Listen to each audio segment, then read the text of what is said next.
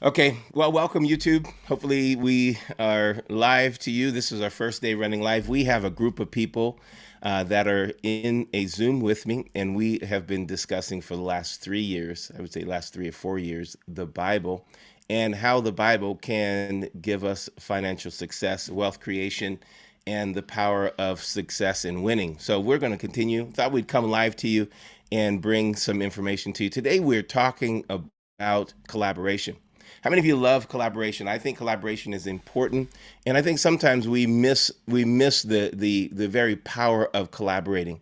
And I want to talk to you about that today. We're going to talk about collaboration. We're going to start in a biblical scripture from Genesis chapter 3:19. And one of my favorite scriptures. When you think about business, we often don't think about this, but business and marketplace and success and collaboration started in Genesis chapter 3. Genesis chapter 3:19 says, "And in the sweat of your face you shall eat bread." In the sweat of your face you shall eat bread. This is important that you should understand that when you are working, you're going to learn to collaborate with others. And when God is looking at his two children, they have fallen from the level of position and grace that He's given them. He has given them a secret on the way out. They have to be removed from the garden, and in their removal from the garden, they are given this opportunity, and it doesn't look like an opportunity. You can miss it when you read it. In the sweat of your face, they've been commissioned to spend their life, whatever they're doing, whatever they're bringing forth, they're going to have to sweat to do it. They're going to have to put some work and some effort in it. The trees are not just going to produce the way they used to. They're going to have to actually work the ground, till the ground, tend the ground, take care of the ground, and bring and cause it to bring forth, to come forth. It says, "In the sweat of your face you shall eat bread." And it says, "Until you return to the ground, for out of it you were taken, and for dust you are, and for dust you shall return." Now, this is interesting because when we do a funeral, we talk about dust, we talk about these things, but we bypass this idea of "you shall eat bread." Why is God talking about them? Why is God talking to them about bread? When they're leaving, He wants them to, hey, listen, let me tell you something. You're going to spend your days sweating, and the sweat is going to produce for you bread. The word bread is the word lechem. Lechem is the Hebrew word, which is bread, or it's also the Hebrew word for war. We'll talk about that on another day. But if you realize it's the way that you create bread, the way that you create bread is you have to war for something. You have to work for something. The other aspect of the word lechem is also associated to money. Money. So lechem, and you should know that in the sweat of your face you shall make money. In the sweat of your face you shall eat bread. Why is He speaking of bread? Well, it's important to know that when God's speaking of bread, He's not just talking about the fact that we can take bread and eat it. He's actually speaking about the fact that what it takes to make bread is more than one person, one individual. That's where we're talking about collaboration. When God sent you out of the garden, when God sent Adam and Eve out of the garden, He sent them out of the garden with this idea that the only way you're going to succeed in life is, first of all, you're going to have to give some sweat to it. You're going to have to put some energy. You're going to have to put some life into it. You're going to have to give something, expel something. You're going to have to let it be released from you. Now, so when we're working, when you're really working, you have a tendency to sweat. I like to work out. When I work out, I like when I have a good sweat. If I work out and I don't have if my shirt's not drenched by the end of the day, my workout, I'm really kind of disappointed. I'm like, okay, I didn't give it all. They're like, my wife's like, "How'd you do?" I'm like, I didn't give it all. But man, my latest workout, I've just been drenched from the top of my head to the bottom of my feet. And I'm so excited to love that workout. I'm like, okay, this is good stuff right here. And people may think, well, that just seems like a lot of activity. But the fact is, if you're going to burn calories, you have to burn calories. And for me, burning calories, I actually end up sweating. So when I know that I'm actually burning a lot of calories, I'm sweating a lot, I'm pushing a lot, I'm lifting a lot, I'm active, I'm moving. I like that. So sweat is associated to productivity. So when God looks at sweat, sweat is associated to productivity. I know in the New Testament and other aspects we don't want to sweat, but the fact is in the sweat, your face is going to produce sweat when you're making bread.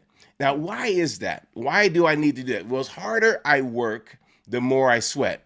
Have you noticed that when you can lift, you lift weights, if you lift weights or if you're doing something tough, it's easier to do it with someone else. It makes it lighter. In Holland, they say many hands make the load lighter, something like that. Sorry for my Dutchies that are listening if I chop that up. But I want you to know there's a realization: many hands make the load lighter. And when you realize that God's intention to overcome the curse of you having to sweat in such a way that you're going to produce everything you produce is only from you. He wanted that to be broken because the isolation that comes with sin, the isolation that comes with falling from grace, the isolation. So what God didn't want is Adam and Eve leaving the garden thinking, well, I was by myself when I ate of the fruit. I have to do this all on my own. God's not with me. I'm no longer going to have any help. This is all on me. Well, God wanted us to know that the system of the earth needing you to work it is going to bend to people who know how to collaborate, people who know how to work together, people who know how to get on the same page and think through and talk through things. The first aspect was marriage, right? Marriage was the first aspect of okay, Adam, Eve. Now you're going to have to be, you're cleaving together. You're going to come together. The whole world's going to be changed, and dominion is going to be yours. This world's going to be changed because you come together and you collaborate. You're going to have, children because you collaborate. You're going to have opportunities to talk, and everything's collaboration. But the time you weren't together collaborating was the time when everything fell apart. When Eve was on her own and Adam was on his own. But as long as you come together in collaboration, you won't have that same problem. It's amazing that isolation is one of the biggest problems we have. If you look at the urban community, everyone wants to do it on their own. If you look in the independent filmmaker community, I know because I've been working with independent filmmakers, everyone wants to do it on their own. That's why they're called independent filmmakers. Well, if we can get past all the independence and get into this place of interdependent, being able to work and collaborate together and being able to find how can I benefit you and how can you benefit me? How can we work together? It's going to make our lives better. Now, that's what God's realizing, or God's speaking to Adam and Eve, is when you go out of the garden, you're going to get into this world that's now in a position where it's going to fight you. The ground is not going to yield the way it's supposed to. It was supposed to yield to you previously. It's going to actually cause you to fight. You're going to have to fight it. Nothing's going to just yield to you easily because you've stepped away from the place of grace that I've given you. Now, you're going to have to learn to lachem. You're going to have to learn to fight for your lechem, right? So you know that this is important, that God's saying, I'm going to teach you how to make bread. I know it sounds simple, but you think about when he's speaking to two people, and unless they've been eating bread in the garden, which I know that in Samoa, there is a kind of tree that produces a kind of bread. It's amazing. I can't wait to taste it. I want to go in and pull it right off the tree, and I'm going to eat this bread fruit, right? I want to have that. And I don't know if that was in the garden. Maybe that was the forbidden fruit. It was the bread fruit. But whatever he's saying to them is, you're going to have to eat bread. You're going to have to eat bread. Now, bread is something that in the Jewish community, there's two foods that are holy. One is wine and one is bread. Bread is holy. Whether you are gluten intolerant or not, you have to eat bread on the holy day, on the Sabbath day. You have to eat bread because bread is holy. And the reason bread is holy is because it takes collaboration to make. Bread takes more than one person, more than one ingredient to make. So if I am working with someone who is a farmer and they work with wheat, and I am a farmer and I work with cows, and someone else is this other kind of farmer and producer, they have an oven or whatever it is. So we have cow milk, yeast, whatever you have to put in it. No yeast probably. So unleavened bread. So we have this idea that we have to work together in order to make bread. So what God is saying is, when you're going to go out into this world where everything's against you, the only way to survive is to do it together. So you'll make the load lighter. You'll make the sweat less. You'll find people who can work with you. Now, this is not just some biblical thought. This biblical thought is transcended and moved throughout marketplace to marketplace. The only way that marketplace works is if you work together. If you don't have someone that you're helping, that you're working with, that you're producing with, a solo entrepreneur is a good place to start, but ultimately you have to find collaboration. You have to find people that are going to help you. We have people that are online here in Zoom. If you didn't know, we have people that are on Zoom right here with us.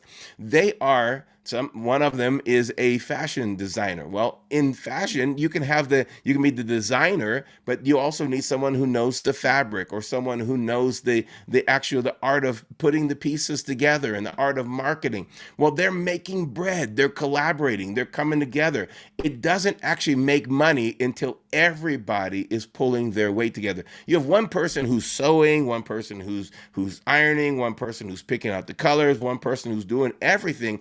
There's not a lot of bread to make there. That bread will be enough to put bread on your table every week, but it's not going to be making real bread. It's not going to be making real dollars. And so you need to find the collaboration to where you can pull together more and more people, because the more people you pull together, you overcome limitations. You overcome the limitations that sweat is, that the exertion of energy that would wear you out, that would cause you to be frustrated or fearful or insecure. You overcome the idea that you would be some people say, well, I feel like I'm an imposter. When you come together with a bunch of people, it's hard to feel like an imposter when you're doing something that feels bigger than yourself. Collaboration is going to be the key of moving forward in your business, finding who you can work with, finding who works well with you, finding who is going to make that connection with you. Make sure that you're thinking and understanding and trying to figure out who can collaborate with me. The first thing you want to do when you're thinking about an idea, if you look at a business plan, well, the first thing is not the money. Where's the money coming from? How much money you want to make? The first thing is that you talk about the industry. And the second thing is you're thinking about who can be on the team. What is my team made of? Where does the life experience of these people, how does it bring us forward? How does that make us stronger? And this place of war, I'm going to call it a place of war, this place of challenging and restricting you, and saying no to your wealth creation, and saying no to your income producing. How do you do this? You approach it better when you approach it as a group of people, and you bring your expertise together, your collaborated expertise together, and you do something great. There's power when you work together. That's important. When the more you work together with other people, the more powerful you're going to be. And so I encourage you, think about collaboration. Now, when you think about what's been going on in the earth, whether it's the back in the early 2000s, where the Egyptian riot breaks out because someone is tweeting or getting on a social media platform, and they kind of flash mob and create this riot. Flash mobs then start to take place all over, because people know that if we do it together, there's power in it. There's collaboration. There's challenges with it, because if you have the wrong motivation, the wrong values, you're not looking to add, you're looking to take, you're looking to destroy, then it can lead to something that's very damaging. But if you take the same power of unity, the same power of collaboration, the same power of finding who's strong where you're weak. That's the goal. Who's strong where you're weak? If you can find that. I don't know how to milk a cow, but I know a farmer who does, right? So I want to make sure I connect with them, because I need the milk from them. I don't know how to get honey from the bees, but I know some beekeeper that does. So I'm going to go in contact with them, because I want to make bread that has a flavor of honey to it, right? So all my collaboration is going to be based upon who I know and how I can connect them to the vision that's in front of me. You want to make sure that you're thinking about that. Now, when my wife years ago did a a DNA test. She says, "Hey, can you spit in this?" And maybe it was not that. That was like but I remember it was like I had to spit in something, or she had to swab me, but I felt like I was spitting. Someone was taking my spit. It wasn't cool. I was like, "No, I don't know about this. You're taking my spit. What's going on with my spit?" She takes my spit, she puts it in a little thing, and she sends it off.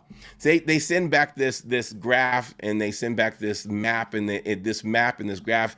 It tells me where I'm from. I'm from all over the world. I just want you to know I'm a little bit Irish. I'm a little bit rock and roll. I'm a little bit all of this. I'm just all over the map here. And what I realized is I have some Polynesian in me. I have 10% Northern Ireland. I have some Benin African in me. I have some hunter gatherers from down under. I have all this in something, and this is amazing. So I'm like, what is a hunter gatherer? A hunter gatherer is someone who is going out and they have to find their food every single day. It's not that this person finds their food and they are able to refrigerate their food and to keep their food. This person is a hunter. They're hunting every day and they're gathering every day. They will go and search for grubs, their little protein grubs. I'm like, I don't have that in me. I don't have that in me. I don't want to eat that, but maybe there's somewhere in there. That's probably like 1% hunter gatherer in me. I don't remember. But I remember thinking, that's a lot of work. It's a lot of work to go out and survive every day. And you think about someone who's in isolation, someone who is isolated in what they do. They don't have anyone else connecting with them. They go out and it's like every day they fight for their food. Every day. You find someone in poverty, every day they're thinking about the lower level of the Maslow's chart of pyramid of actuality, right? And so you need to know that when everything you do is working on an everyday survival, then you may need to bring greater collaboration. Then you start to think further out. What can we do for the next 2 weeks? Then you bring more collaboration. What can we do that's gonna set us up for the next 10 months? Then more collaboration. What can we do? And your vision gets further out there because you're not just thinking about what you need to do to survive and eat. You're going further out there. Hunter-gatherers is a part of history. It's a part of the original caveman. So if you think about this hunter-gatherer, they're out there every day. They're going to go hunting every day. They're finding grubs. They're maybe finding little rabbits or little rodents, but they didn't have big game. They didn't go for the big thing. That's one of the things I'm always fighting from in my life. I don't want to go for the small thing.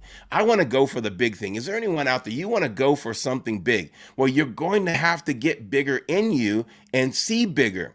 And when you see bigger, then you're going to have to think, how can I get bigger? Because I'm used to fighting and getting the little rabbit, the little rodent, I didn't want to think about that. The little rabbit, let's go back to rabbit. Little rabbit, the little grubs. Well, there was a point where they said, you know what, we don't want to do this. And can you imagine? This is my imagination. This is my magic working with filmmakers.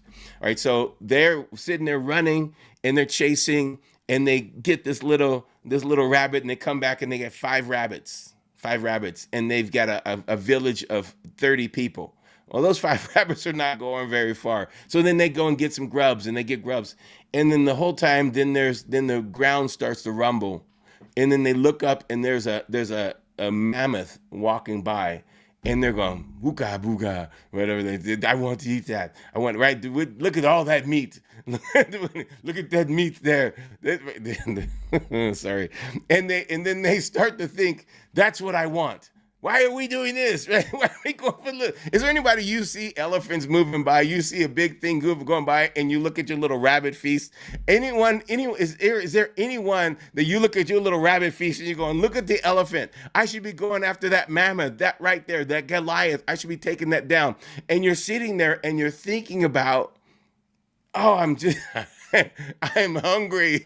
Nick writes in the comments with our Influencers Accelerator here. I'm hungry. Right? And so what happened is they kept looking and comparing what they had in their hand to what they saw walking by. And they decided, we want that. Well, they knew the only way they could do that is they had to collaborate. So what they ended up doing is they made a treaty, a pact of peace with the neighboring village. They were usually at war with them. They were usually challenged. They're fighting over the same little grubs. They're fighting over the same little thing. And they came to this place called collective value. And they knew if we were going to take that down, we have to stop using our energy to fight one another and start using our energy to get what's going to survive and help us survive throughout all winter, to help us survive throughout all this time of where it's going to be raining or snowing, and the rabbits going to go in little holes, and grubs are going to be and I don't know, grubs may come more readily available, but I don't want to eat grubs. So they decide to go into collective value. There's another scripture that jumps to mind that says, how good and how pleasant it is when brethren dwell together. It is like the oil running from the head to the toes of the priest. Paraphrase. But you need to understand that there's some kind of oil that runs on you and I when we choose to work together, when we choose collective value over fighting one another. If the world could just find collaboration, I think America would be stronger if we found collaboration. If we could find the way to work together, to build together, to be stronger together, and find out what is your strength, and really be honest about your weakness. Part of the reason collaboration is not working for some of us is because we don't want to be honest about our weakness. You have to be honest about where you're not strong. You have to be honest about where you're failing. You have to be honest about where you need people. And when you become an individual, when you become independent, you stop thinking about your weakness. You only think about your strength. I'm into strength finders as much as anyone else, but I need to know my weaknesses, or my weaknesses will sabotage my strengths. And when you don't want to be honest about your weaknesses, and you just want to be honest about your strengths, you will never invite people to come to the table with you. Now, I'm online here with you on YouTube, but I'm also on Zoom with a bunch of my friends, influencers, and they are influencers. It's the Influencers Accelerator we do every Saturday morning. And one of the things that's important for me to share with them every time we come together, some are making more than $250,000 a year, some are on their way to $250,000 a year, but the benchmark for us is to make a minimum of $250,000 a year and continue to grow until you're making millions and multiple to millions. And now, why is that? Why $250,000 a year? Well, it's proven that if you make under $250,000 a year, you have a tendency to be able to do that by yourself. You're good at grubs. You're good at rabbits. You're good at finding low-hanging fruit, and you're good to do what you need to do to survive. But in order to go to that next level, to go to that next dimension, you have to raise your stakes. You have to go, ooh, look at that mammoth. I'm going after that mammoth. And when you set the bar at $250,000 a year, it sounds like a little bit for some, sounds like a lot for others. But when you set that bar, you know you can't get to that bar very easily by yourself. Even if you're an online marketer, you're an online person, you have to do it with other people. And when you make that connection, that whatever I do with other people, I'm breaking that curse, and I'm saying, come on, people, we are going to make bread. Come on, people, our collective energy, our activity, our values, it's enough for us to stop fighting so we can get that mammoth. If we can walk out of here and we all make $1 million, wouldn't it be worth letting down our guard for a second and be honest with our weaknesses so that we can increase and so that we can go to our next level? It's important that when you are going into you're going into a collective value, and you're going to build and go for something bigger than you've ever gone for before, you have to stop thinking that it's you. Because if you think it's only on you, then you start thinking, I can't do it. Then you start feeling like an imposter. Then you start feeling like someone that it shouldn't be doing this. Why should I do this? Is because you're thinking that it's all on your strength. But if you realize it's not on your strength and it's not on your weakness can't stop you, and your strength can't get you there unless you collaborate with other people, unless you bring other people along. Build a team around the vision. Get the big mammoth vision, set it in front of you, and then build the team around it. Find other individuals that are social or solo entrepreneurs, and say, listen, I know that we all can work, we all go for this big thing, this big mammoth thing, if we work together. Let's stop working individually. Let's get our eyes off of competing with one another. Let's get our eyes on going after this thing together, and we will take down something big. Get bigger in your vision. Don't go for the rabbits. Don't go for the grubs. Don't go for survival. Don't go for being independent. Go for being someone that's interdependent, someone that needs other people. And you're going to have to be honest with yourself. You're going to have to say, these are my weaknesses. Now, how can I find someone to help me. Now, a lot of people, they ask me, Tracey, how do I actually find the right people that work with me, the right people that fit?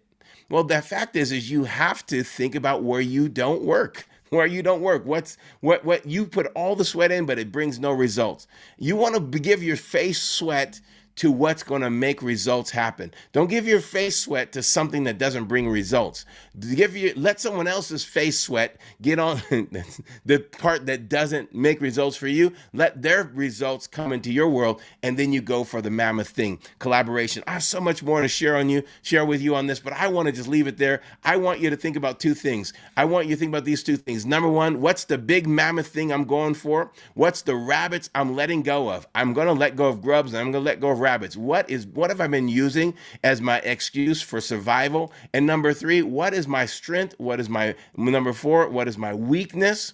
And number five, what team members do I need to come help me systemize, manage, partner with, increase my weaknesses? When you have the ability to do that, then you'll be someone who's very strong in the marketplace, and someone who's going for bigger things and doing vision like you've never done vision before. I don't want to be that guy that's sitting there holding 5 rabbits, looking up going, gosh, look at that mammoth. Don't you wish one of these days, man, we can go and get one of those? Don't you want to do that? I wish I could do it. One of these days, I'm going to lift enough weights that I can finally go and get one of those mammoths. I'm going to wrestle them down. Or do we look at each other and go, listen, you're strong at the spear. I'm strong at the traps. I think we can build a trap with a bunch of spears. We can do something. We can go get all your brothers, your cousins. You got 50 million cousins. Get all those cousins. Let's chase them down. Ooga booga. Let's go get them. And right, that collaboration makes the thing possible. Think about your weaknesses. Think about what team you can build around that weakness and how you can strengthen your future by becoming someone that is going to collaborate. Don't be an independent. Don't be by yourself. That is the person who is unfortunately homeless. That person is in a community, but it's always fending. That person's fending for themselves. They're individual. They're by themselves.